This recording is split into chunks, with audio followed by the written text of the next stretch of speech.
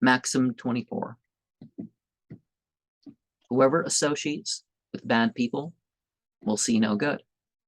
If an angel associates with a demon, he will learn from him fear, fraud, and hypocrisy.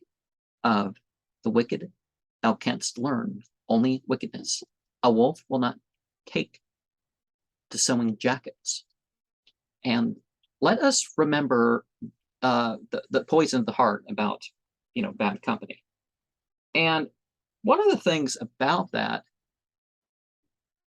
this maxim that we see, angel and demon in English, we don't quite understand. A demon is a demon by choice. God didn't create demons. Demons chose to be demons with, the opportunity they got.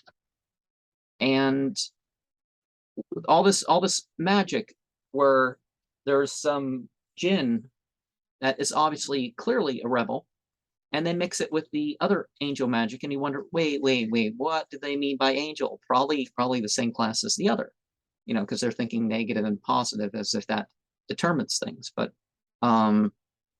yeah, it's not. They're working in the same temple, and